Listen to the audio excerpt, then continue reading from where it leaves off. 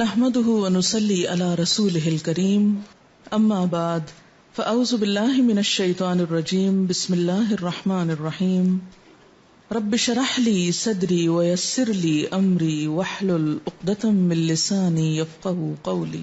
ایک عورت بھی اللہ کی بہت خوبصورت اور حسین تخلیق ہے، موتیوں سے بھی بڑھ کے قیمتی ہے، اور اللہ نے اس کو جو حسن دیا ہے وہ سب کے لیے نہیں ہے۔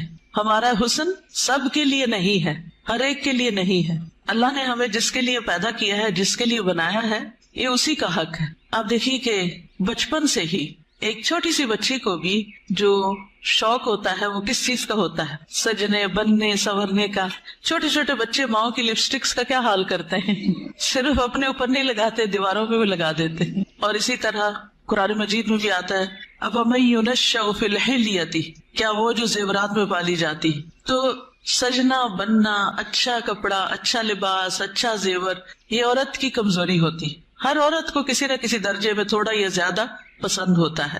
اگر روزانہ اپنی زیب و زینت کا اہتمام نہ کرے تو خاص خاص مواقع پر ضرور کرتی، اور پھر اس میں بعض اوقات یہ ہوتا ہے کہ صرف زیب و زینت کرنے کا شوق نہیں ہوتا، اس کو نمایاں کرنے کا بھی بہت شوق ہوتا ہے۔ تو اس صورت میں پھر یہاں ایک امتحان شروع ہو جاتا ہے کہ ہمیں یہ زیب و زینت کس کس کے سامنے ظاہر کرنے کی اجازت ہے اور کس کے سامنے نہیں۔ تو یہ چھوٹی سی کتاب ہے، اس آیت سے متاثر ہو کر تحریر کر دی گئی۔ بہت سے لوگ کہتے رہتے ہیں کہ اپنی تفسیر لکھیں، لیکن اس کا تو وقت نہیں، سوچا چلے ایک آیت ہی صحیح، بلغوا انی ولو آیہ۔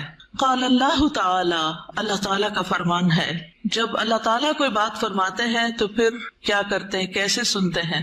بہت دھیان سے، توجہ سے۔ وَقُلْ لِلْمُؤْمِنَاتِ، اور مومن عورتوں سے کہہ دیجئے کیا کریں؟ اپنی نگاہیں نیچی رکھیں، یعنی اپنی نگاہوں کی حفاظت کریں، اور اپنی شرم گاہوں کی حفاظت کریں، اور اپنی زینت ظاہر نہ کریں، اپنی خوبصورتی نمایاں نہ کریں سوائے اس کے جو خود ظاہر ہو جائے، اور اپنے سینوں پر اپنی اوڑھنیاں ڈالے رکھیں، اور اپنی زینت ظاہر نہ کریں سوائے اپنے شوہروں کے، یا اپنے باپ کے، یا اپنے شوہروں کے باپ کے، یا اپنے بیٹوں کے، یا اپنے شوہروں کے بیٹوں کے، یا اپنے بھائیوں کے، یا اپنے بھائیوں کے بیٹوں کے، یا اپنی بہنوں کے بیٹوں کے، یا اپنی عورتوں کے، یا اپنے غلاموں کے، یا وہ زیر دست مرد جو کسی اور قسم کی رغبت نہ رکھتے ہوں، یا وہ بچے جو عورتوں کی پوشیدہ باتوں سے ابھی واقف نہ ہوئے ہوں، اور اپنے پاؤں زمین پر مار کر نہ چلیں کہ ان کی پوشیدہ زینت لوگوں کو معلوم ہو جائے۔ اور اے مومنو، تم سب مل کر اللہ سے توبہ کرو تاکہ تم کامیاب ہو جاؤ، یعنی اس حکم کی کہیں نہ کہیں جو خلاف ورزی ہوتی ہے اس پر توبہ کرو تاکہ کامیاب ہو سکو۔ اس سے پتہ یہ چلتا ہے کہ اگر اس حکم کی خلاف ورزی کی گئی تو کہیں ایسا نہ ہو کہ کامیابی مخدوش ہو جائے۔ تو ارشاد ہے وَقُلْ لِلْمُؤْمِنَاتِ، اور مومن عورتوں سے کہہ دیجئے۔ پیج 3، مومنات کون ہوتی ہیں؟ جو ایمان لانے والیاں ہیں، اللہ اور اس کے رسول محمد صلی اللہ علیہ وسلم کا حکم دل سے مان لینے والیاں، ماننے کے بعد ان احکامات پر عمل کرنے والیاں، اللہ سے اپنی محبت کے دعوے کو سچ کر دکھانے والیاں۔ اللہ تعالیٰ کا ارشاد ہے بے شک مسلمان مرد اور مسلمان عورتیں، اور مومن مرد اور مومن عورتیں، اور فرما بردار مرد اور فرما بردار عورتیں، اور سچے مرد اور سچی عورتیں، اور صبر کرنے والے مرد اور صبر کرنے والی عورتیں، اور عاجزی اختیار کرنے والے مرد اور عاجزی اختیار کرنے والی عورتیں، اور صدقہ کرنے والے مرد اور صدقہ کرنے والی عورتیں، اور روزہ دار مرد اور روزہ دار عورتیں، اور اپنی شرمگاہوں کی حفاظت کرنے والے مرد اور حفاظت کرنے والی عورتیں، اور اللہ کا بہت زیادہ ذکر کرنے والے مرد اور ذکر کرنے والی عورتیں، ان کے لیے اللہ نے مغفرت اور بہت بڑا اجر تیار کر رکھا ہے۔ اللہ کی بخشش اور بڑا اجر کس کے لیے ہے؟ ان صفات کے حامل مومن مردوں اور عورتوں کے لیے۔ تو ارشاد ہے وَقُلْ لِلْمُؤْمِنَاتِ، کیا ارشاد؟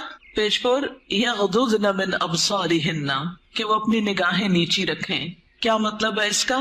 کہ حرام چیزوں پر نگاہ نہ ڈالیں، نامحرم مردوں کو نگاہ بھر کے نہ دیکھیں، اچانک نظر پڑ جائے تو نظر پھیر لیں، شہوت کی نظر سے نہ دیکھیں، کسی مرد یا کسی عورت کا سطر نہ دیکھیں، یعنی جو حصے چھپا کے رکھنے کے قابل ہیں، فحش تصاویر اور فحش مناظر نہ دیکھیں، ادھر ادھر تاک جھانک نہ کریں۔ نبی صلی اللہ علیہ وسلم نے فرمایا زنا العین النظر، نظر بازی آنکھوں کا زنا ہے۔ نبی کریم صلی اللہ علیہ وسلم نے فرمایا تم اپنی طرف سے مجھے 6 چیزوں کی ضمانت دو، میں تمہیں جنت کی ضمانت دوں گا. جب بات کرو تو سچ بولو، جب وعدہ کرو تو پورا کرو، جب تمہارے پاس امانت رکھی جائے تو ادا کرو، اپنی شرمگاہوں کی حفاظت کرو، اپنی نگاہوں کو نیچا رکھو اور اپنے ہاتھوں کو روکے رکھو. تو یہ حکم ہے نگاہیں نیچی رکھنے کا. پھر آیت کے اگلے حصے میں فرمایا وَيَحْفَظْنَ فُرُوجَهُنَّ، اور وہ اپنی شرمگاہوں کی حفاظت کریں، یعنی جسم کے قابل ستر حصے چھپا کر رکھیں. باریک اور تنگ لباس خصوصاً چست پاجامے سطر ڈھانپنے کے تقاضے پورے نہیں کرتے. زنا، بدکاری اور فحاشی سے بچے. بلا ضرورت اپنے جسم کا کوئی حصہ نہ کھولیں. ہم جنس پرستی سے دور رہیں. جانوروں یا مصنوعی آلات سے جنسی خواہش پوری نہ کریں. پھر فرمایا وَلَا يُبْدِينَ زِينَتَهُنَّ، اور اپنی زینت ظاہر نہ کریں، یعنی جسمانی ساخت اور شکل و صورت کی خوبصورتی کو نمایاں نہ کریں. زینت میں دونوں چیزیں آ جاتی ہیں، جسم کا فگر بھی اور شکل و صورت کی خوبصورتی بھی. پھر مصنوعی اور آرائشی زینت جیسے زیور، لباس یا میک اپ وغیرہ چھپا کر رکھیں نان محرم سے. باریک لباس نہ پہنیں. گھر سے نکلتے وقت تیز خوشبو نہ لگائیں کیونکہ وہ بھی زینت کا حصہ ہے. رسول اللہ صلی اللہ علیہ وسلم نے فرمایا 2 قسم کے لوگ جہنمی ہیں جنہیں میں نے نہیں دیکھا. وہ لوگ جن کے پاس بیلوں کے دموں کی طرح کے کوڑے ہوں گے جن سے وہ لوگوں کو مارتے ہوں گے. وہ عورتیں جو لباس پہن کر بھی بے لباس ہوں گی، مائل کرنے والیاں، مائل ہونے والیاں، گویا ان کے سر بختی اونٹ کے کوہان کی مانند ہوں گے، یعنی سر خاص طور پر اوپر، سروں کے اوپر مزید بالوں اور کا جوڑا بنا کے یا اونچے کر کے اس کو اٹھایا ہوا ہو. وہ جنت میں داخل نہ ہوگی اور نہ اس کی خوشبو پائے گی، حالانکہ اس کی خوشبو اتنی اور اتنی دور سے آتی ہوگی. یہ صحیح مسلم کی روایت ہے. پھر فرمایا الا ما ظاہر منہا، سوائے اس کے جو اس میں سے ظاہر ہو جائے. وہ زینت جو خود بخود ظاہر ہو جائے، نہ کہ ظاہر کی جائے. مثلا چادر کا ہوا میں اڑ جانا اور زینت کا کھل جانا. وہ زینت جس کو چھپانا ممکن نہ ہو، جیسے چادر، گاؤن یا اسکارف وغیرہ. جسمانی ساخت میں سے دراز قد یا متناسب جسم ہونا، اس میں بھی ایک اٹریکشن ہوتی ہے، اب یہ چھپائی نہیں جا سکتی. سیدنا ابن مسعود اس کی تفسیر میں فرماتے ہیں کالرداء والثیاب، جیسے چادر اور کپڑے. چادر جو اوپر کی چادر یا گاؤن وغیرہ ہوتا ہے، یا جو کپڑے نیچے سے نظر آ جاتے ہیں. یاد رہے زینت ظاہر ہونے اور زینت ظاہر کرنے میں فرق ہے. ایک وہ ہے جو آپ خود کھول دیتے ہیں اور ایک وہ ہے جو اتفاق سے ہو جاتی ہے. پھر فرمایا وَلْيَضْرِبْنَ بِخُمُرِهِنَّ عَلَى جُيُوبِهِنَّ، اور وہ اپنی اوڑھنیاں اپنے سینوں پہ ڈالے رکھیں.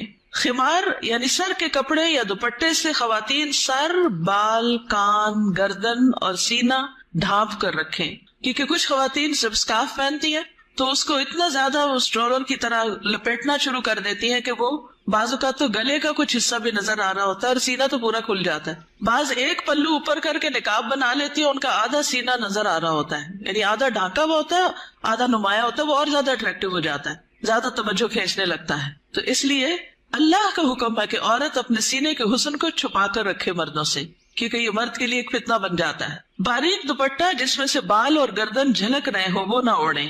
زمانہ جاہلیت میں عورتیں پردے کا اہتمام نہیں کرتی تھیں، بلکہ جب کوئی عورت مردوں کے پاس سے گزرتی تو اپنے سینے کو کھول کے گزرتی. بسا اوقات وہ اپنی گردن، بالوں کی مینڈیاں اور کانوں کی بالیاں تک ننگا کر لیتی تھی. کیا کیا؟ گردن، بالوں کی مینڈیاں اور کانوں کی بالیاں، ان کو نکال لیتی تھی. اب بھی آپ نے دیکھا ہوگا بعض اسکارف اس طرح پہنتے کہ کانوں کا زیور باہر لٹک رہا ہوتا ہے. لہٰذا اللہ تعالیٰ نے مومن عورتوں کو حکم دیا کہ وہ ایسے مواقع پر پردے کا اہتمام کریں.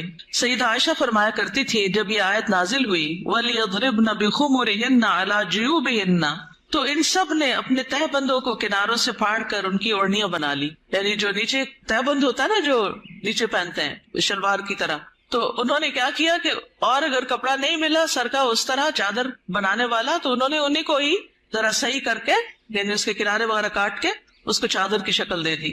پھر فرمایا وَلَا يُبْدِينَ زِينَتَهُنَّ إِلَّا، اور وہ اپنی زینت ظاہر نہ کرے مگر اپنے شوہروں کے لیے.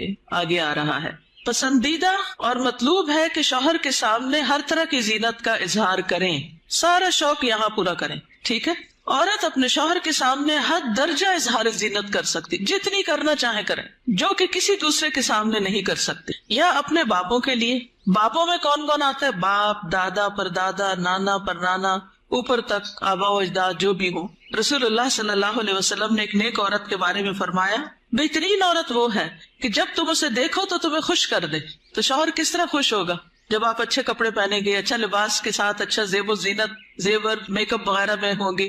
لیکن بہت سی خواتین گھر میں تو کھانا پکاتے پکاتے کپڑوں میں اس قدر کھانے کی اسمیل آ جاتی ہے اور کچن میں پسینے سے برا حال ہو جاتا ہے، اور پھر جب شوہر گھر آتا ہے تو اسی حال میں استقبال کرتے، اور پھر جب شوہر کو کھانا وغیرہ دے کے فارغ ہو کے جب اپنی سہیلی یا کہ بازار جانا ہوتا ہے تو نہا دھو کے میک اپ وغیرہ کر کے نکل جاتی ہے، کیونکہ اب شوہر آ گیا گھر میں، وہ بچے سنبھالے گا، ہم ذرا آؤٹنگ پہ جائیں. تو یہ بالکل الٹ ہے اس حکم کے جو ہمیں دیا گیا. فرمایا بہترین عورت وہ ہے کہ جب تم اسے دیکھو تو تمہیں خوش کر دے، جب تم اسے کوئی حکم دو تو تمہاری اطاعت کرے، اور تمہاری غیر موجودگی میں اپنے نفس اور تمہارے مال کی حفاظت کرے.